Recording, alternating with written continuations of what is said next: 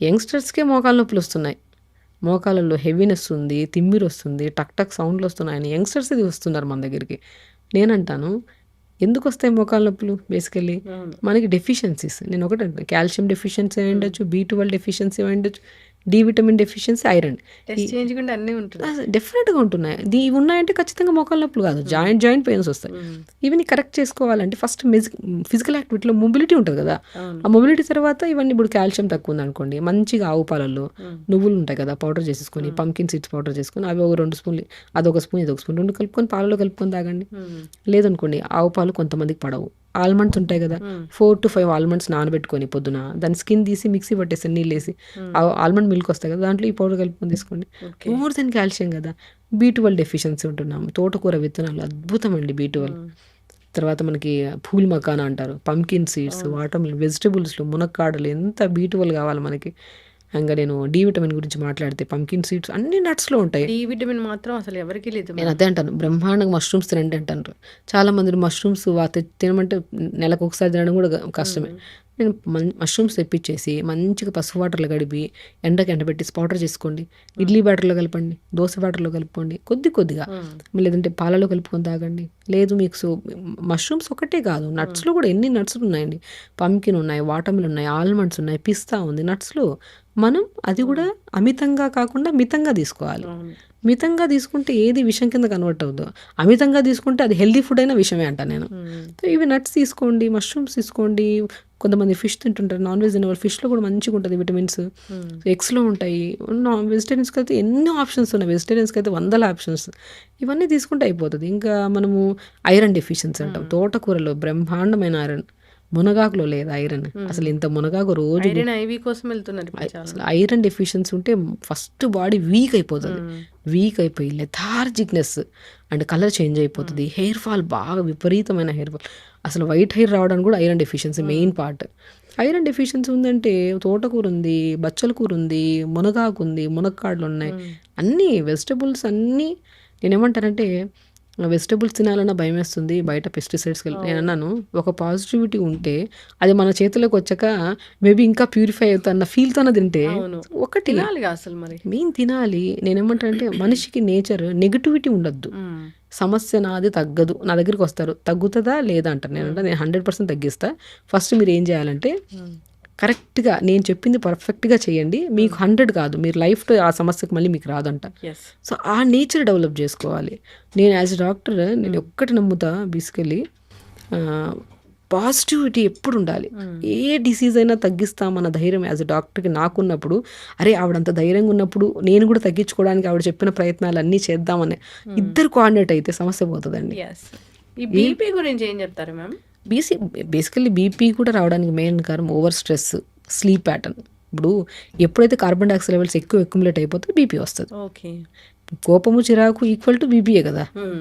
ఎంతమంది మా ఇంట్లో వాళ్ళు చాలా అరుస్తా ఉంటారు. వాళ్ళకి బీపీ లేదు. నేను శాంతంగా ఉంటా. నాకు బీపీ ఉందంటారు కొంతమంది. హ్మ్. శాంతానికి, కోపానికి సంబంధం లేదు. కానీ హ్మ్. ఎప్పుడైతే అణగదొక్కేసుకుంటారు ఆ కోపాన్ని, అరిటేషన్‌ని, హ్మ్. వాళ్ళు శాంతంగానే ఉంటారు. వాళ్ళకి కూడా బీపీ వచ్చే ఛాన్సెస్ ఉంటాయి. ఓకే. కొంతమంది బయటకు షో చెప్పేస్తుంటారు. చేస్తారు. సో, అవును. వాళ్ళకి బీపీ ఉండకపోవచ్చు. హ్మ్. సో, ఈ అరవడానికి, కామ్‌గా ఉండడానికి సంబంధం లేదు. హ్మ్. ఎప్పుడైతే మనం మోర్ ఆక్సిజన్ తీసుకుంటున్నాం, కార్బన్ డయాక్సైడ్ ప్రాపర్‌గా రిలీజ్ చేయట్లేదు, హ్మ్. అప్పుడే వస్తాయి బీపీ. ఓకే. సో, బీపీ వచ్చినప్పుడు మనం ప్రశాంతంగా కొద్దిగా మెడ మీద తడి క్లాత్ ఏసుకోవడము, ఒక చిన్న నాప్కిన్‌ని తడుపుకొని స్క్వీజ్ చేసుకొని మెడ మీద ఏసుకోవడము. అది ఏసి 10 నిమిషాల తర్వాత తీసిన తర్వాత బీపీ చూసుకోండి.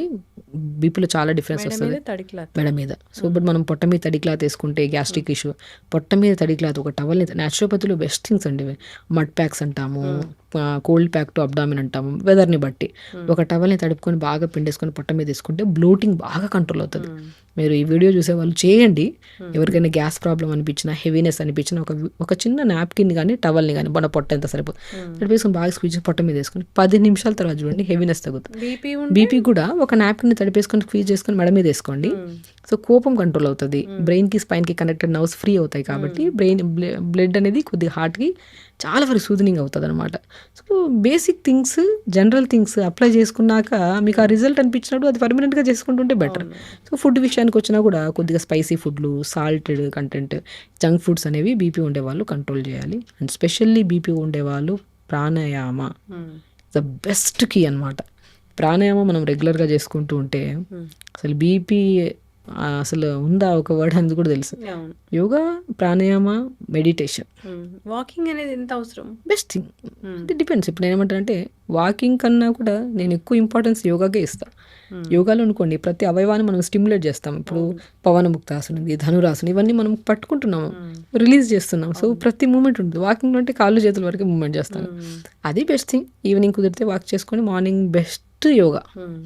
టీ కాఫీలు అయితే అవాయిడ్ చేయాలి. ఏ పర్సన్ అయినా సరే. నేను ఒకటే అసలు చాలా మంది పేషెంట్స్ వస్తుంటారు, టీ కాఫీ అవాయిడ్ చేయండి, నేను డైటే చేయనండి. అవును. నేనంటాను కొన్ని సమస్యలు ఉన్నప్పుడు కొన్ని వదిలండి. ఇప్పుడు చాలా మంది అంత డేంజరా మ్యామ్ ఇవి? అంటే అంత డేంజర్ అని నేను చెప్పను, కానీ కొన్ని పాయింట్స్కి వచ్చాక డేంజర్. ఇప్పుడు పాలు ఏది ఏది మంచిగా వస్తున్నాయండి, పాలు సరిగా లేవు, టీ పౌడర్ సరిగా లేవు. అలాంటప్పుడు అవి తీసుకొని ఇబ్బంది పడే బదులు అవాయిడ్ చేయడం మంచిది కదా. మేము ఎప్పటి నుంచో వాడుతున్నామంటే ఎప్పటి నుంచో వాడుతున్నారు, కానీ మీకు క్రానిక్ గ్యాస్ట్రిక్ ప్రాబ్లం ఉంటుంది. మీరు దీనివల్ల ఒక ఎడిక్షన్ అనమాట. ఆ ఎడిక్షన్ ఎలా లేవగానే టీ తాగాలి. అసలు చాలా ఇప్పుడు నేను డ్రగ్స్కి దీనికి సంబంధం ఏముంది. అది తీసుకుంటే స్మోక్ చేసే వాళ్ళు కానీ ఆల్కహాల్ తీసుకునే వాళ్ళు కానీ అది లేకపోతే ఉండలేరు. ఇప్పుడు టీ తాకపోతే ఉండలేకపోతే ఎడిక్షనే కదా. ఆ ఎడిక్షన్స్ ఎప్పుడు మంచివి కాదు, ఏది మంచిది కదా. ఎడిక్షన్ అంటే ఇది తీసుకుంటే ఇది ఉండలేకపోతాను, ఇది తీసుకోకపోతే ఆ రోజు నేను ఉండలేను, నాకు బాడీ అంతా ఇది షివరింగ్గా వస్తుంది అనుకుంటే అవాయిడ్ చేయడమే మంచిది. ఏది అడిక్షన్ ఉండద్దు. మంచి ఫుడ్ రోజు ఒకటే అలవాటు కూడా చేసుకోకండి. ఒక్కో రోజు ఒక్కో కైండ్ ఆఫ్. ఇప్పుడు ఇడ్లీ తింటున్నాము, ఒక రోజు రాగి ఇడ్లీ, జొన్న ఇడ్లీ, ఎడిక్షన్ అవ్వద్దు ఇది. సో నేను టీ కూడా ఒక ఎడిక్షన్, అండ్ స్పెషల్లీ టీకి మాత్రం నేను కంప్లీట్లీ నో అని చెప్తాను. అది బాగా ఎడిక్షన్ ఉందంటే ఒకటేసారి కంట్రోల్ చేయమంటే చాలా కష్టం. కొద్దిగా ఈరోజు మనం ఫుల్ 2-3 సార్లు తాగేవాళ్ళం, దాన్ని 2 టైమ్స్ చేద్దాం, దాన్ని 1 టైం చేద్దాం, స్లోగా ఆపేద్దాము. యాంటీ ఏజింగ్గా పనిచేస్తుంది అండి. టీ కంట్రోల్ చూసుకుంటూ ఆపేసే వాళ్ళు ఫేస్ కూడా చాలా గ్లో ఉంటుంది. న్యాచురల్గానే వాళ్ళు ఏజ్ కూడా అంత కనపడదు అంటాను, కానీ జనాలు ఒప్పుకోరు. నేను రాస్తున్నప్పుడు డైట్ చార్ట్ టీ బంద్ చేయాలంటే నేను మేడం డైట్ చార్ట్ నేను అంటాను. టీ బంద్ చేయడం మంచిది. నేను అన్ని కండిషన్స్లో కూడా వద్దనే అంటాను.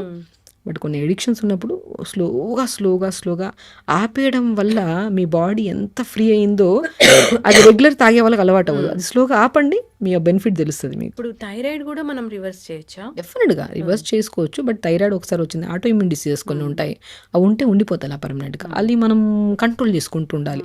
లైక్ లైఫ్ స్టైల్ చేంజ్ చేసుకోవాలి, ప్రాపర్ మెడిసిన్స్ కూడా తీసుకోవాలి దానికి. అది మనం తీసుకుంటున్న కొద్ది ఇప్పుడు మనం లైఫ్ స్టైల్ మార్చుకున్నాం, యోగా చేస్తున్నాం, ఫుడ్ ప్యాటర్న్ మార్చుకున్నాం, అలాంటప్పుడు ఆ లెవెల్స్ ఇప్పుడు డయాబెటీస్ కానీ థైరాయిడ్ కానీ ఈ లెవెల్స్ మనం రిపోర్ట్స్ చేసుకున్నప్పుడు ఆ లెవెల్స్ నార్మల్గా వచ్చాయి కాబట్టి మెడిసిన్స్ ఆపేయచ్చు కదా. రెగ్యులేట్గా మనం చెక్ చేసుకుంటూ ఉండాలి. థైరాయిడ్ని కూడా మనము కొంతమందికి అయోడిన్ డెఫిషియన్సీ వల్ల వస్తుంది, selenium deficiency, zinc, iron deficiency వల్ల వస్తుంది. ఆ డెఫిషియన్సీలో కూడా కొంతమందికి కొంతమందిలో ఇది ఒక హైపోథైరాయిడిజం, హైపర్ థైరాయిడిజం 2 టైప్స్ ఉంటాయి. కొంతమంది బరువు పెరిగిపోతుంటారు, కొంతమంది తగ్గిపోతుంటారు. సో ఇవన్నీ బికాజ్ ఆఫ్ హార్మోన్ డెఫిషియన్సీ వల్ల. సో ఆ కరెక్ట్ విధానంలోకి వెళ్ళాలంటే మనము బ్రెజిల్ నట్స్ అని ఉంటాయి, అద్భుతంగా పనిచేస్తాయి మన థైరాయిడ్ని కంట్రోల్ చేయడానికి. పెనసకాయ విత్తనం లాగా ఉంటుంది ఇంత బ్రెజిల్ నట్, అది పొద్దున నానబెట్టేసుకొని 2 hours తర్వాత తినండి డైలీ ఒకటి, అది బాగా కంట్రోల్ చేస్తుంది. బొబ్బర్లు బాగా పనిచేస్తాయి.